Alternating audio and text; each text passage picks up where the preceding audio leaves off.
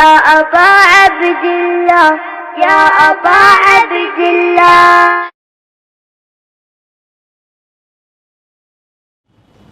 امام زمانہ کی سلامتی کے لیے دفعہ صلوات بھیج دیں.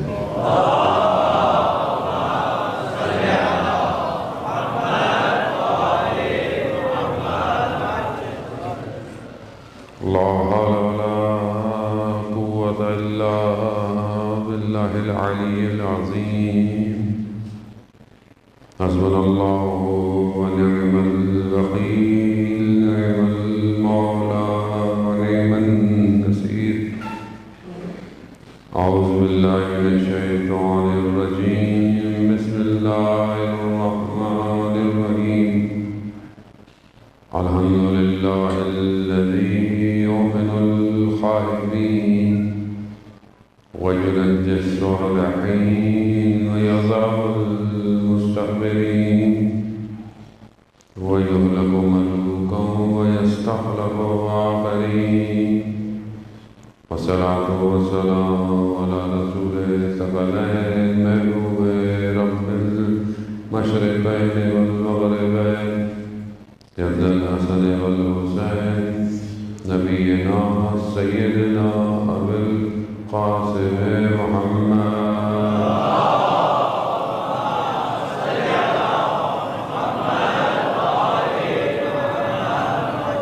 وعلى آله الطيبين الطاهرين المعصومين لا سيما بقية الله العظيم وأرواحنا لتراب مقدم الفداء ولعنة الله على أعدائهم أجمعين.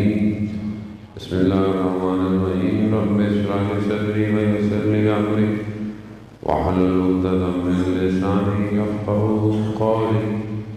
أما بعد فقد قال الله تبارك وتعالى في كتابه الحكيم والقرآن المجيد وما خلقت الجن والإنس إلا ليعبدون. صلوات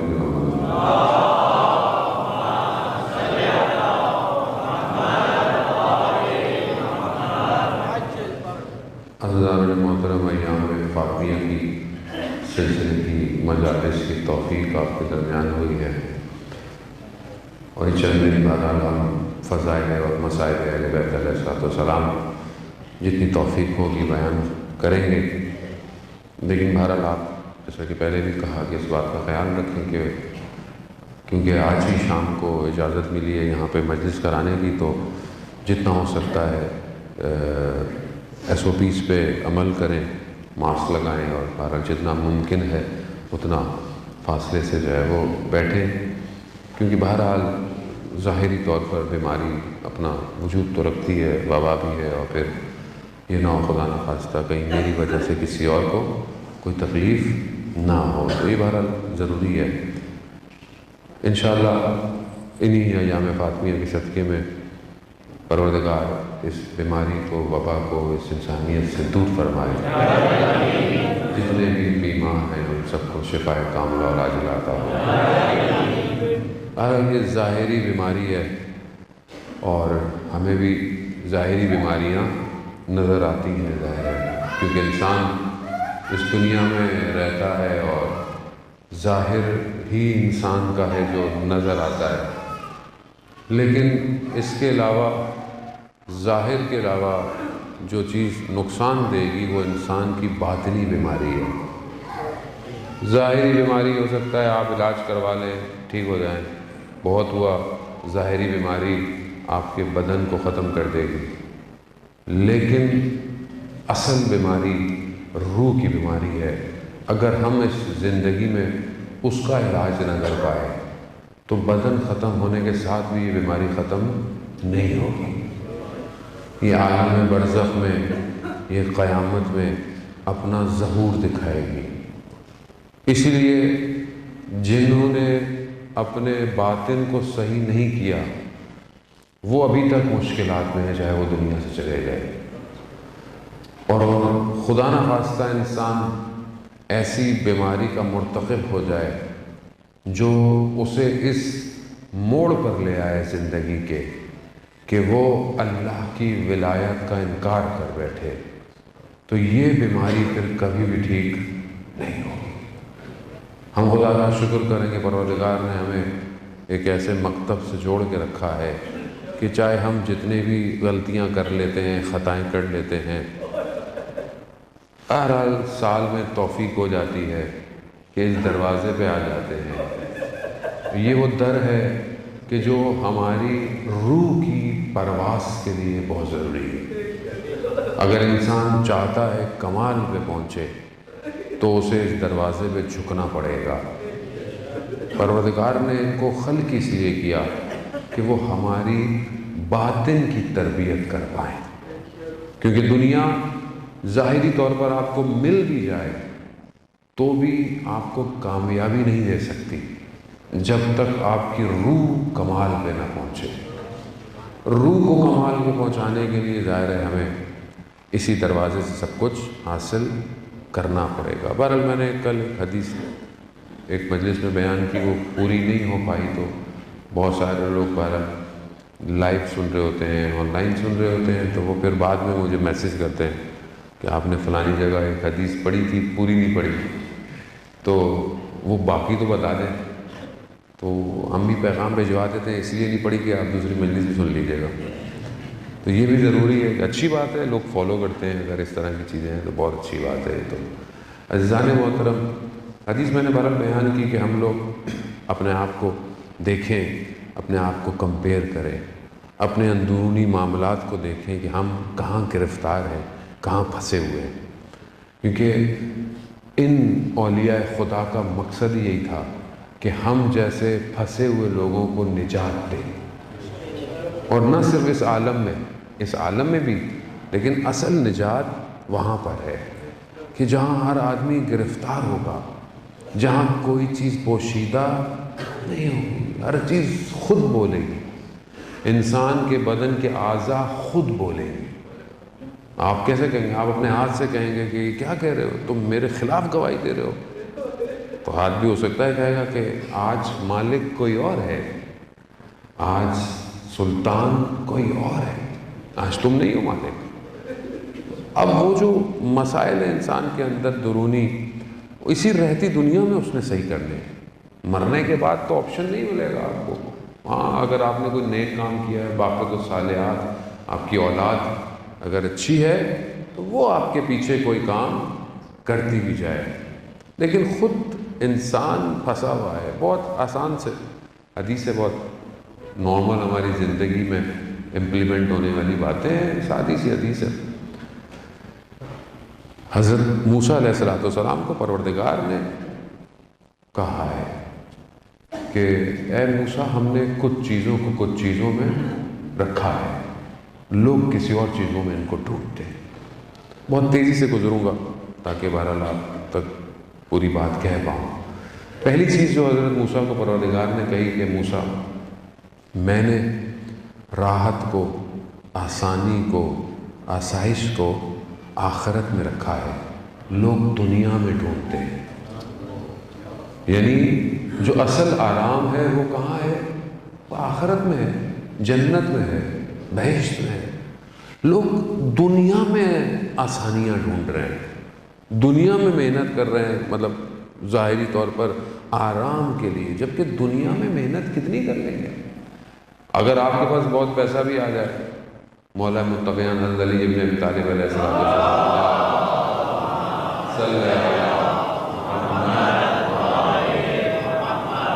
امام فرماتے ہیں کہ اس دنیا پہ انسان کیا کرے، اس دنیا کا، جس دنیا میں انسان اپنی زندگی پیسے کمانے میں، پھر اس پیسوں کو اپنی صحت کو بچانے میں گزار دے۔ ایسی ہے، انسان اگر پیسہ کما لیتا ہے تو مریض ہو جاتا ہے، مریض اگر اپنے آپ کو مریض صحیح کرے گا تو اولاد کی پریشانی، اولاد کی کوئی پریشانی نہیں ہوئی تو مال کی پریشانی، یعنی ہر وقت کسی نہ کسی پریشانی میں لگا ہوا ہے۔ پھر وہ آتا ہے ہمارے پاس کہ مولانا کوئی وظیفہ بتائیں، کچھ بتائیں کہ زندگی سکون کی ہو جائے۔ زندگی اگر ٹھیک ہو جائے، مطلب ظاہر کوئی پریشانی نہ ہو، تو پھر وہ دنیا نہیں ہے، پھر وہ جنت ہے۔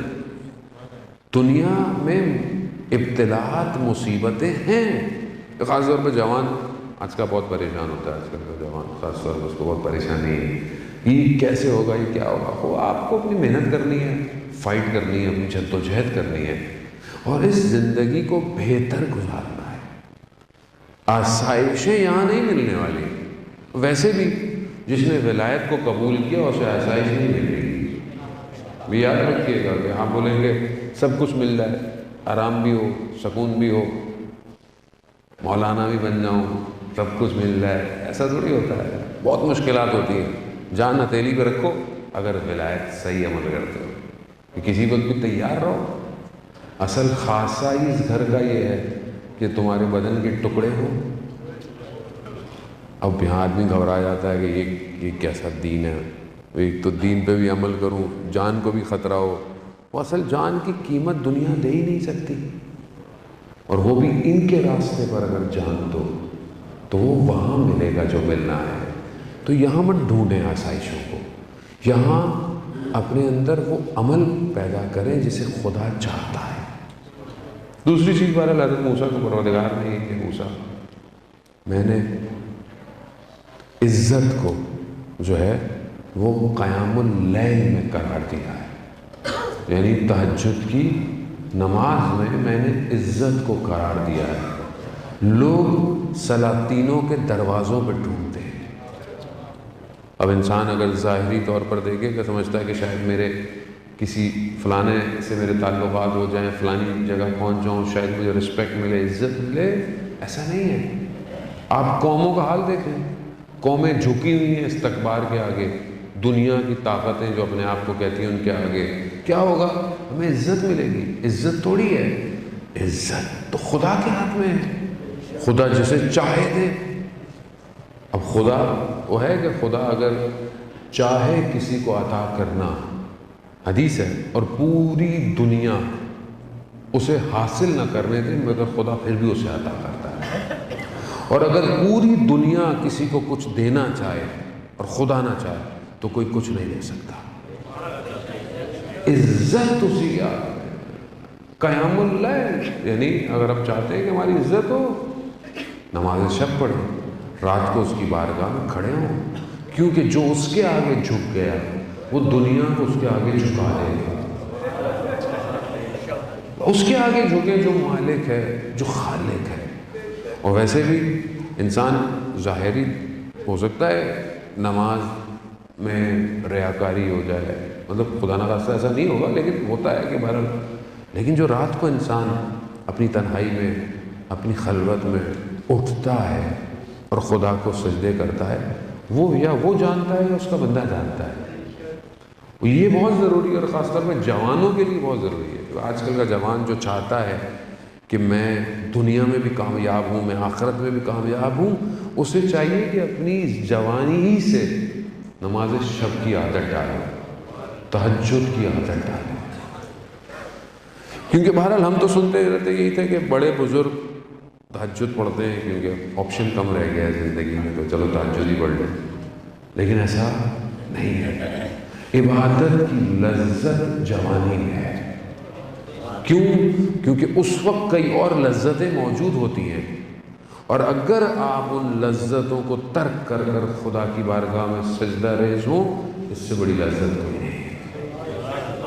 یہی لذت آپ کے وجود کو پاک کرتی ہے۔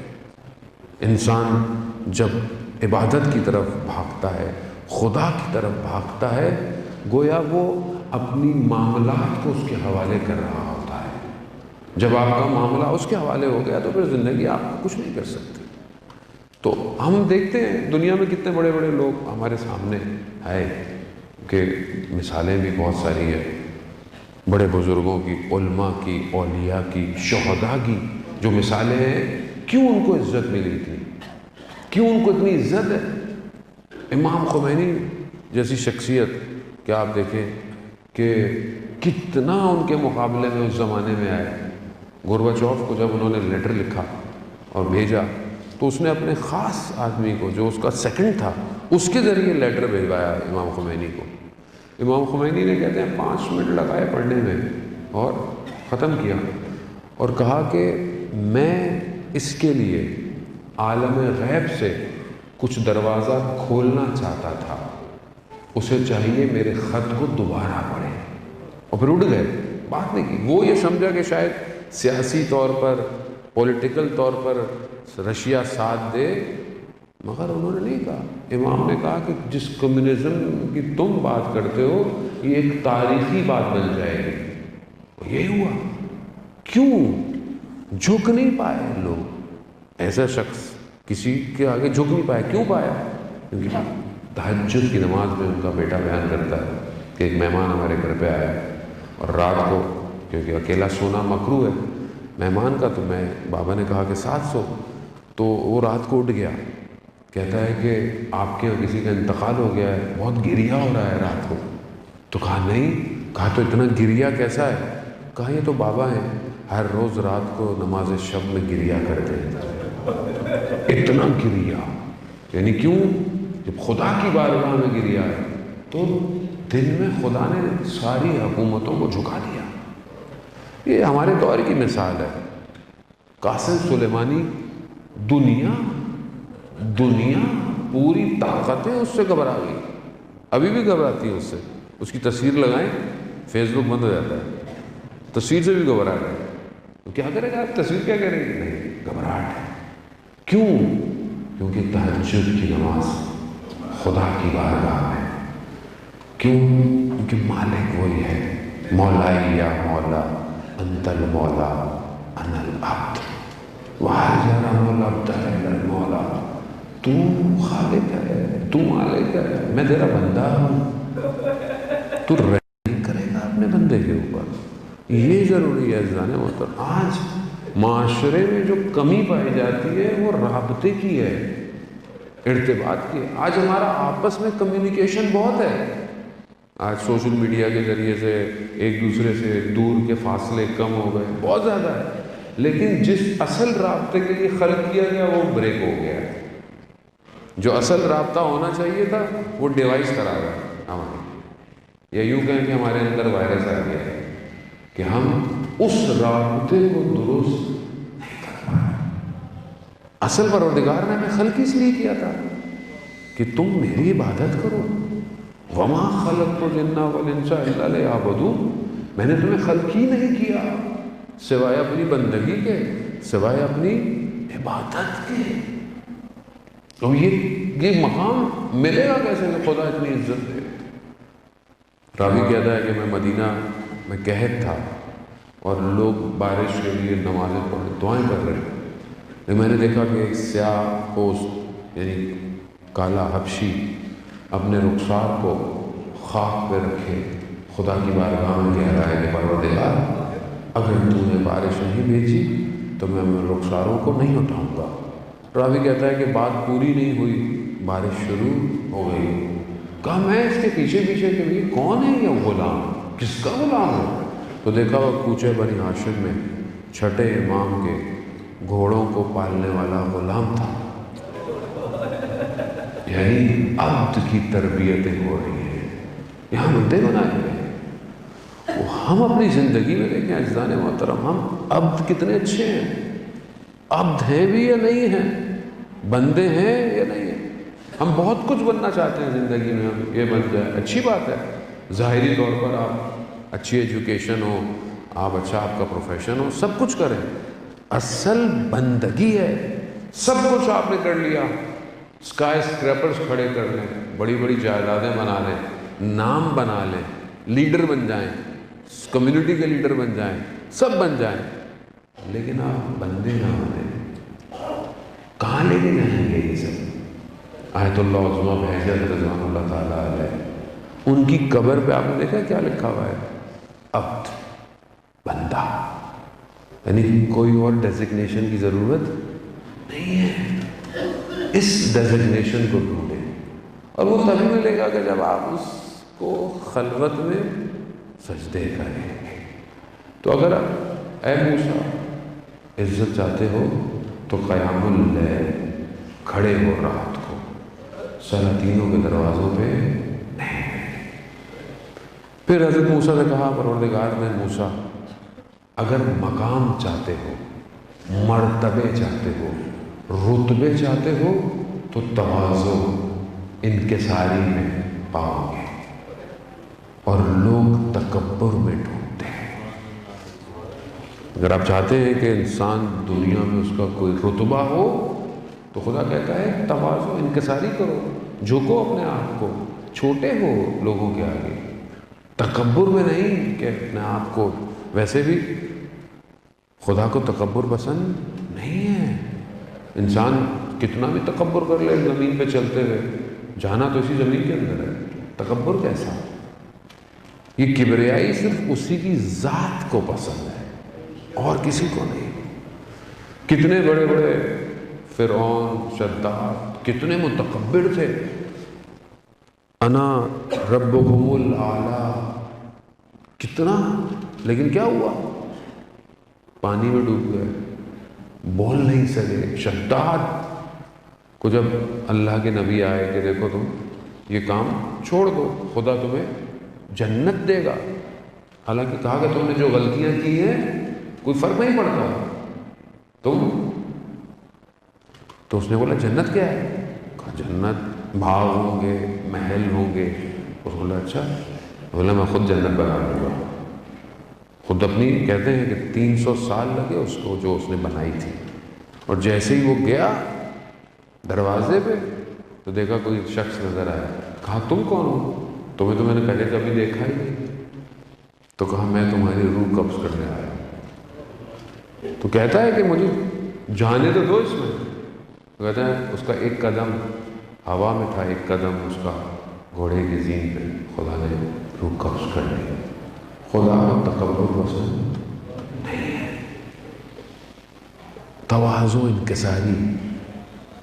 اس گھر کی انکساری دیکھیں آپ کیسی ہے. شادی کی رات ہے، نیا لباس ہے، بیوی سائل آیا ہے، بیوی نے اپنا لباس سائل کو دے دیا. تواضع، انکساری ہے. یعنی اس سے بڑھ کر نہیں ہو سکتا. کوئی کچھ مانگنے آیا، یہ دے دیا. کوئی مشکلات آئیں، کتنے واقعات ہیں، کتنی مشکلات ہیں کہ بیوی اپنا سب کچھ خدا نے ان کا کہاں رتبہ لے گیا کہ سیدہ کی رضا پر خدا کی رضا ہے. اس سے بڑا کیا رتبہ ہو سکتا ہے کہ اگر بیوی راضی ہے تو خدا راضی. وہ یہ مقام آسان نہیں ہوتے ہیں، وہ یہ انہی کے گھر کے مقام ہیں. لیکن ہمیں سکھا رہے ہیں کہ دیکھو تم بھی اس راستے پہ کوئی نہ کوئی مقام کسب کر سکتے ہو. یہ تواضع ہے. ہم بھی اپنے معاشرے میں دیکھیں کہ اگر ہم چاہتے ہیں کہ بہرحال ہمیں کوئی رتبہ ملے تو اپنے آپ کو جھکائیں. بہرحال ہر آدمی بندہ ہی ہے جان محترم. میں کل بیان کر رہا تھا، اتنے بڑے عالم دین تھے شیخ مرتضی انصاری. کتنا اپنے دور کے اور اس کے بعد اتنا علم، اتنی کتابیں انہی ہی کے وجود سے نکلی ہوئی ہیں. ان کی والدہ کہتے ہیں نجف آئیں تو نجف کی خواتین کو پتہ چلا کہ شیخ کی والدہ ہیں تو ہاتھوں کو چومنے لگی. تو انہوں نے آ کے اپنے بیٹے سے کہا کہ کیوں میرا اتنا احترام کر رہی ہے، کیوں میرے ہاتھوں کو بوسہ لے رہی ہے؟ تو کہا کیونکہ اب ان کو تو پتہ تھا کہ میری وجہ سے کر رہی ہے، لیکن نہیں کہا کہ کیونکہ والدہ آپ نماز پرہیزگار تہجد گزار ہیں اس وجہ سے. تو کہا کہ وہ تو بہت خواتین ہیں، میں اکیلی تھوڑی ہوں. کہا نہیں آپ زیارت پہ آئی ہیں، زائر ہیں، آپ زیارتیں کرتی ہیں. کہا تو وہ اور بھی بہت ساری خواتین ہیں. جو بھی کہتے تھے وہ جواب دے دیتی تھی. آخر میں نے کہنا پڑ گیا کہ یہ میری وجہ سے آپ کا احترام کر رہی ہے. تو کاغذ کیا کہتی ہے؟ تم مرتضیٰ کون ہو مگر تم خدا کے بندے نہیں ہو. تمہارے اندر کیا ہے ایسا؟ اصل یہی ہے. یہی تو وجہ تھی کہ جب شیخ مرتضیٰ انصاری فوت کر کے گئے، دنیا سے پردہ کیا، تو علم ایک شاگرد کے پاس آیا، سیاست ایک کے پاس، لیکن تقویٰ اپنے ساتھ لے کے گئے. اتنے متقی اور پرہیزگار تھے. ہم بھی چاہے ہمارا رتبہ کوئی بھی ہو معاشرے میں، ہمیں اندر سے دیکھیں انسان کے پاس کچھ بھی ہو، جو بھی چیز ہو، سب عطا ہوتی ہے. اندر سے کھوکھلایا ہے. اور جو لوگ تھوڑے سے کمزور ہوتے ہیں ان کو کچھ مل جائے تو وہ تھوڑے سے اپنے آپ کو کچھ سمجھنے لگتے ہیں, دکھانے لگتے ہیں. تو انسان کی حیثیت ہی کیا ہے, انسان کی اوقات کیا ہے؟ انسان دیکھنے کو قرآن بھی کہہ رہا ہے کہ بعض معاملات میں انسان بہت ضعیف ہے, یعنی برداشت نہیں کر پاتا. بعض اوقات ظرف چھوٹا ہو تو انسان بہر اٹھتا ہے, کھوکھلا ہو جاتا ہے. تو یہ بہت ضروری ہے کہ ہم اپنے اندر اس صفت کو پیدا کریں. حضرت موسیٰ کو پروردگار نے حضرت موسیٰ کو کہا کہ موسیٰ اگر تم غنا یعنی بے نیاز ہونا چاہتے ہو تو اس کو ہم نے جو ہے وہ قناعت میں رکھا ہے, اور لوگ غنا کو یعنی بے نیاز ہونے کو دنیا کی چیزوں کو جمع کرنے میں ڈھونڈتے ہیں جبکہ کبھی پائیں گے نہیں. اب ہمارے حساب سے غنی کون ہے؟ کہ جس کے پاس بہت کچھ ہے, اور وہ گھر ہو یا دولت ہو یا ثروت ہو یا بہت ساری چیزیں, یہ بہت غنی ہے. جبکہ خدا کا کہہ رہا ہے کہ میں نے قناعت میں رکھا ہے, یعنی جتنی تمہیں ضرورت ہے وہ ہے, اس کے اندر نہیں ہے. انسان آج معاشرے کے اندر بھی ہے کہ یہ لے لو وہ لے لو حاصل کر لو, بے نیاز تھوڑی ہو سکتا ہے. اصل بے نیاز تو وہ ہے, ہم تو کچھ بھی کر لیں فقیر ہیں اور محتاج ہیں. قرآن کہہ رہا ہے انتم الفقراء اللہ, تم فقیر ہو, تم محتاج ہو خدا کی طرف. تو ہم جتنا بھی کر لیں ہم کچھ بھی نہیں کر سکتے. آج کل بہرحال مادی معاشرے کے اندر ہم کامیابی سمجھتے ہیں کہ جتنا مادہ ہمارے پاس زیادہ ہوگا ہم کامیاب ہیں. لیکن اگر انسان کا ہدف پروردگار ہے تو وہ اس کو اپنا ہدف نہیں بنایا. ایک اعتدال والی لائف, ایک بیلنس لائف, جو کہ مشکل ہے. یعنی آج کل کے دور میں انسان کے پاس ایکسکیوزز بہت ہیں اپنے لیے کہ کیونکہ یوں ہے, ایسا ہے, ویسا ہے, اپنے لیے وہ ساری چیزوں کو کور کرتا ہے. لیکن اگر خدا ہدف ہو تو پھر انسان بہت آرام سے ان مشکلات سے گزر جاتا ہے. بہرحال حدیث جو ہے وہ اس کا اگلا حصہ جتنا ہو سکتا ہے بہرحال آپ کی خدمت میں بیان کروں آپ کی حسن سماعت کے, کہ حضرت موسیٰ کو پروردگار نے ارشاد فرمایا ہے کہ موسیٰ ہم نے علم کو بھوک میں رکھا ہے اور لوگ بھرے ہوئے پیٹوں میں تلاش کرتے ہیں. اب ظاہر ہے علم بھی ظاہری علم تو ہے نہیں کہ آپ اپنے شکموں کو پور کریں, تو یہ علم تو ظاہر ہے بھوک یعنی زحمت, یعنی گرسنگی, یعنی انسان اپنے اوپر کنٹرول کرے. ویسے بھی بہرحال یہ الگ چیپٹر ہے پورا, اگر اس پہ گفتگو کی جائے جو شکم کے ساتھ ہے یہ, اس میں بہت ساری اور حدیثیں ہیں جس کا تعلق علم سے ہے. یعنی ہمیں لگتا ہے کہ ویسے مولانا صاحب علم کا تعلق, نفس کا تعلق پیٹ سے کیوں ہے, مطلب ظاہر سے کیوں ہے؟ حدیث روایات مفصل ہیں کہ نفس کی تربیت ہے ہی شکم کے ساتھ. اگر انسان پور شکم کر لے تو آپ رات کو زیادہ کھا لیں تو فجر میں اٹھنا مشکل ہو جاتا ہے, تو سادی سی بات ہے.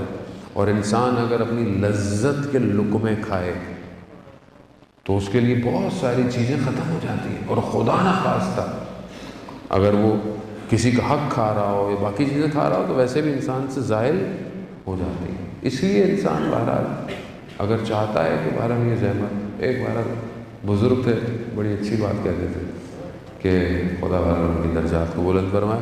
وہ کہتے تھے کہ شکم دنیا کی آسائشوں سے خالی ہوگا تو آسمانی حقائق تم پر نازل ہوں گے. اگر شکم کو تم نے دنیا ہی سے بھرا ہوا ہے تو آسمان کے راز کہاں تمہیں پتہ چلیں گے؟ تو اس لیے بہرحال ہم شاید اس طرح تو نہیں کر سکتے جیسے ہمارے ائمہ زندہ رہتے تھے, لیکن بہرحال ایک اعتدال میں رہنا ضروری ہے. آخری چیز جو حضرت موسیٰ کو پروردگار نے کہی کہ موسیٰ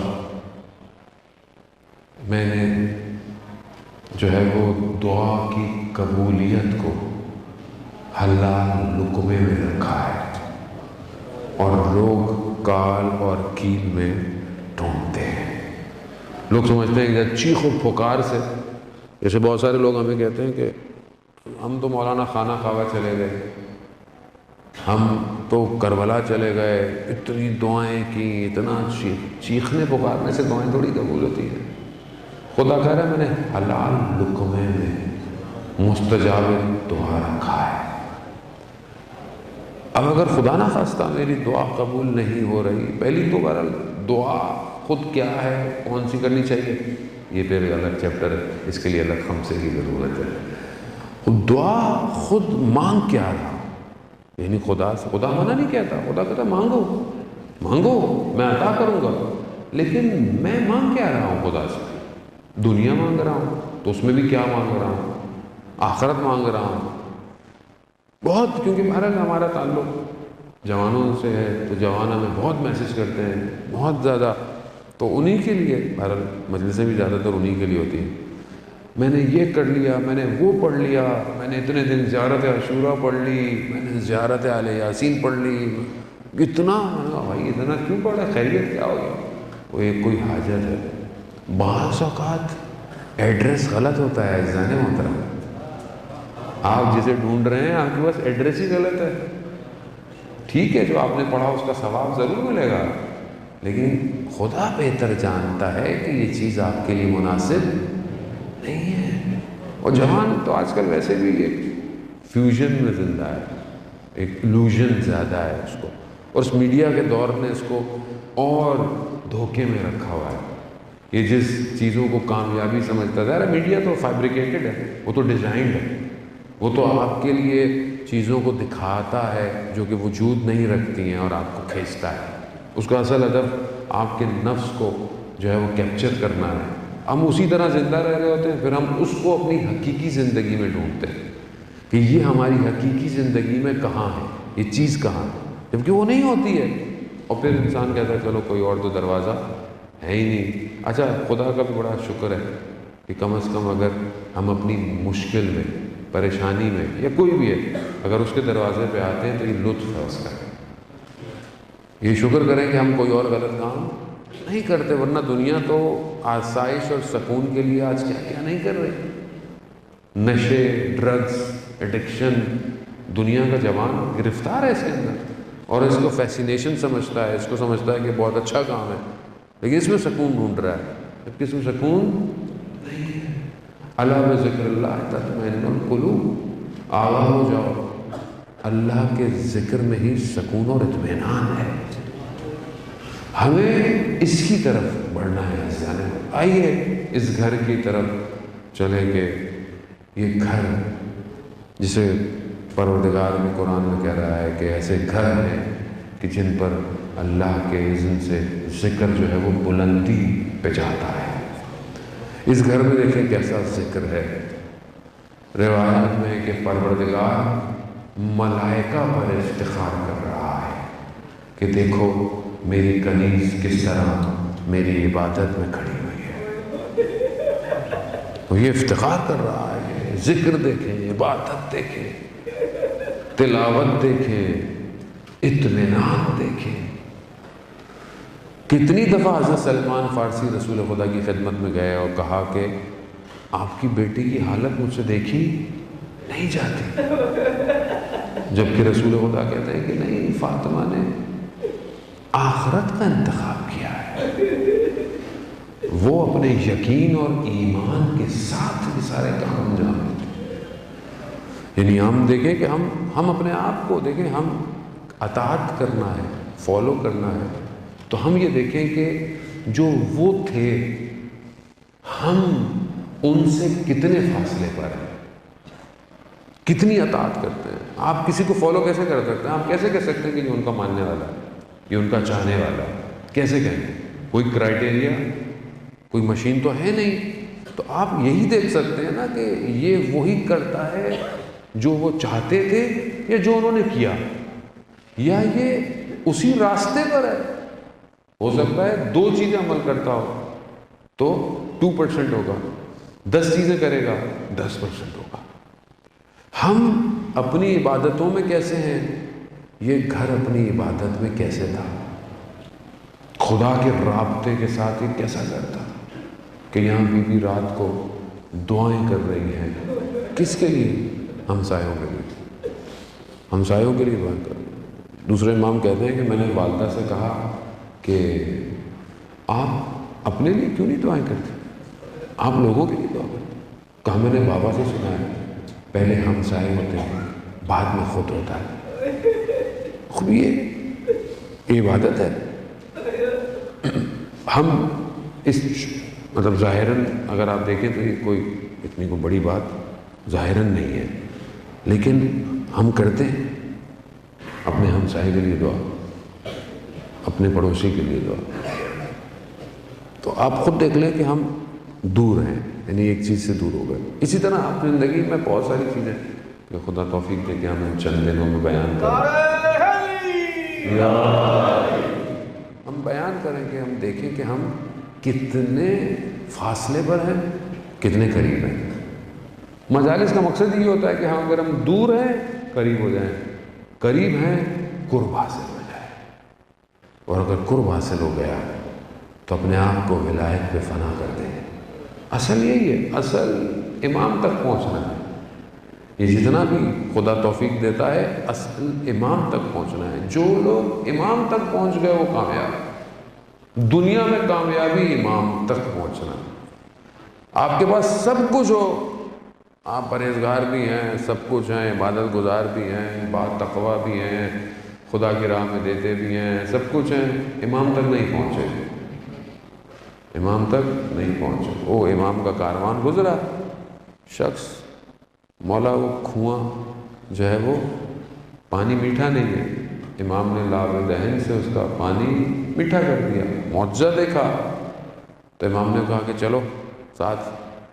کہا مولا میں تو نہیں جا سکتا آپ کے ساتھ، آپ میرا گھوڑا لے لیں، آپ میری تلوار لے لیں، یہ میں آپ کو دے سکتا ہوں، میں نہیں جا سکتا۔ تو امام نے کیا فرمایا؟ مجھے تمہارے ان چیزوں کی ضرورت نہیں ہے، مجھے تمہاری ضرورت ہے۔ بعض اوقات ہم اپنا سب کچھ دینے کو تیار ہیں، خود تیار نہیں۔ اصل امام کو ہمارا وجود چاہیے، ان کے لیے خزانوں کی کمی نہیں ہے، لیکن ہمیں امام تک پہنچنا ہے۔ میں زحمتوں کو تمام کو رضوان محترم، بی بی بیٹھی ہوئی تھی جنگ احد کے شہداء کی قبر پہ، حضرت حمزہ کی قبر پر بیٹھی ہوئی تھی، گریہ کر رہی ہے۔ شخص آیا، بی بی کے دیکھا تو موقع کو غنیمت سمجھا، بی بی سے سوال پوچھا، اس نے کہا کہ حضرت علی نے اگر حق پر ہیں یا تھے تو اپنا حق کیوں نہیں چھینا، لیا کیوں نہیں؟ اگر حق پہ تھے تو قیام کرتے۔ تو بی بی نے فرمایا کہ امام کی مثال کعبے جیسی ہوتی ہے، لوگ کعبے کے پاس چل کے جاتے ہیں، کعبہ چل کے لوگوں کے پاس نہیں جاتا۔ امام ایسے ہی، امام تک پہنچنے کے لیے ہمیں امام تک جانا ہے، امام نہیں ہے یہی تو غم ہے کہ امام غیبت کے پردے میں، یہی غم نہ صرف ہمیں بلکہ سب کو یہی غم ہے، اہل بیت کو بھی یہی، بی بی کو بھی یہی غم ہوگا کہ میرا فرزند کتنے سالوں سے تنہائی میں ہے، خلوت میں ہے۔ عزیزان محترم، اگر ہم اپنے امام کو نہیں پہچان پائے تو پھر سب رہ جائے گا۔ امام ہمارا منتظر ہے کہ کب میرے چاہنے والے میری طرف پلٹیں گے۔ اسی لیے خدا نے ہمیں توفیق دی ہے کہ یہ در توسل، اس در پہ توسل کریں۔ توسل کریں. آخری زمانے کی دعاؤں میں بھی یہی ہے کہ پروردگار تو ہمیں ثابت قدم رکھ، تو ہمیں اپنے کام میں ناصر فرما، نصرت فرما، اور تو ہمیں تبدیل نہ کر دوسری قوموں کے ساتھ. قرآن کہتا ہے نا اگر تم نے نہیں کیا تو میں دوسری قوموں کو لے آؤں گا. پروردگار ہمیں تبدیل نہ کر، ہمارا انتخاب کر. اب ظاہر جب آپ ولایت کی طرف آئیں گے تو امتحان تو ہوگا، سختی تو ہوگی. جب اس گھر نے خود اس مشکلات کو دیکھا ہو کہ وہاں رسول خدا جب آخری وقت میں بیمار ہیں تو بی بی ان کے سرانے پر دروازہ کھٹکھٹا. کہا کون ہے؟ کہا بہت دور سے آیا ہوں، رسول کی زیارت کرنی ہے. کہا کہ ابھی بیمار ہے، ابھی مناسب نہیں. تھوڑی دیر بعد پھر دروازہ کھٹکھٹایا گیا، پھر پوچھا گیا کون ہے؟ کہا بہت دور سے آیا ہوں، رسول کی زیارت کرنی ہے. رسول خدا نے فرمایا فاطمہ آپ جانتی ہیں کون ہے؟ کہا بیٹی حضرت اسرائیل ہیں، آپ کے احترام میں اجازت لے کر آنا چاہتے ہیں. السلام علیکہ یا رسول اللہ. ملائکہ آپ سے اجازت لے کر آتے ہیں، مگر یہ امت کیسے آئی؟ یہ امت کیسے آئی؟ وہ کس طرح آئی؟ مقاتل یہی بیان کرتے ہیں نا کہ بیوی دروازے پہ آئی. کیوں آئی؟ کہ شاید احترام کر جائیں، شاید شرم و حیا آ جائے. کیوں؟ کہا کہ فاطمہ بنت رسول ہے. یہ وہی فاطمہ ہے جس کے احترام میں رسول کھڑے ہو جاتے تھے. ہاں لیکن امت نے کیا کیا؟ امت نے جب دیکھا کہ دروازہ کھل نہیں رہا تو انہوں نے دروازے کو جلا دیا. اور کس طرح ظلم و ستم کی. ہاں مسائل سخت ہیں حضرت سیدہ کے، ہمارے لیے آسان نہیں ان کو پڑھنا. کچھ مشکلات ایسی ہیں کہ اساتید بیان کرتے ہیں کہ ان مشکلات کے وقت یعنی خود جب اہل بیت پر مصیبت پڑی اور جب سخت مصیبت پڑی تو خود اہل بیت نے رسول خدا کو پکارا. کہا پہلی مصیبت کون سی تھی؟ کہا پہلی مصیبت مدینہ کی مصیبت ہے کہ جب چلتا ہوا دروازے کو دھکا دیا گیا، جب در و دیوار میں سیدہ آ گئی تو بیوی نے اپنے بابا کو پکارا، یا بابا تھا یا بابا تھا، کہ بابا آپ کی امت نے یہ اجر دیا ہے رسالت کا. ہاں عزاداران محترم یہ بڑی مصیبت تھی، یہ بڑی مصیبت تھی. اسے امام جانتے ہیں کہ کتنی بڑی مصیبت تھی. وقت گزر گیا، امام گزر گیا، وقت گزر گیا. پھر وہ رات کہ جس کی تاریکی میں کائنات کا امام اس امانت کو قبر میں اتارا، وہ سخت تھا امام کے لیے. اس امانت کو اتارتے ہوئے بھی مولا کہتے ہیں السلام علیکہ یا رسول اللہ. یا رسول اللہ جو آپ امانت دے کے گئے تھے یہ ویسی نہیں ہے. ہاں پر آپ نے گریہ کیا، خدا قبول کرے، چلو پروردگار آپ کے رونے کو قبول کرے، آپ کی مشکلات کو سیدہ حل کرے. تیسری جگہ استاد فرماتے ہیں کہ کون سی مصیبت تھی؟ کہا روز عاشورہ.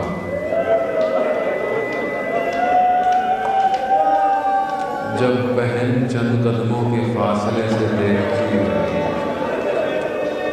اللہ اکبر، تقبل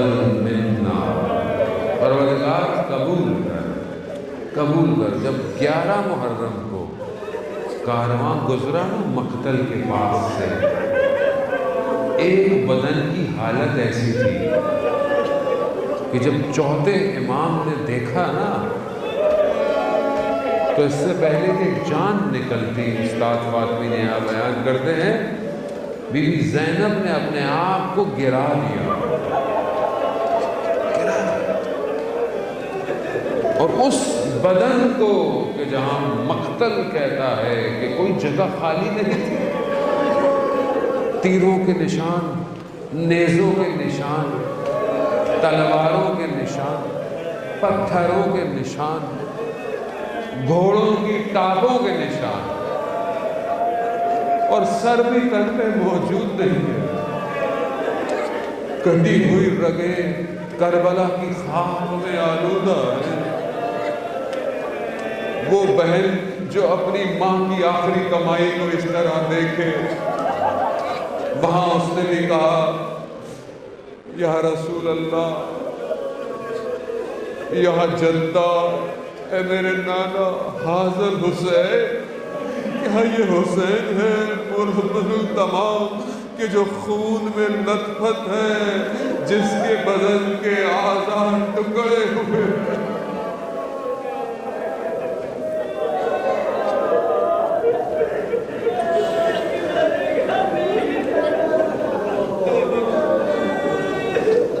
لعنت اللہ علی القوم الظالمین وسیعلم الذین ظلموا ایام انقلب ينقلبون. پروردگار امام زمانہ کے ظہور میں ظاہر نہیں بتا، ہمیں ان کے ناصروں، ان کے مددگاروں میں شمار فرما. جو پریشان ہیں ان کی پریشانی کو دور فرما. حاضرین مجلس کی جائز خواہشات کو پورا فرما. جو بیمار ہیں، خاص طور پہ حاضرین میں سے کوئی ہیں جو بھی بیمار ہیں، خاص طور پہ اس بیماری کو، وائرس کو انسانیت سے دور فرما. مسلمان جہاں بھی ہیں ان کی جان مال عزت آبرو کی حفاظت فرما. پروردگار ہمیں کوئی غم نہ دے سوائے ہمیں حسین کے. پروردگار ہمیں حج عمرہ اور زیارت کی توفیق عطا فرما. اللہم ارزقنا زیارت الحسین.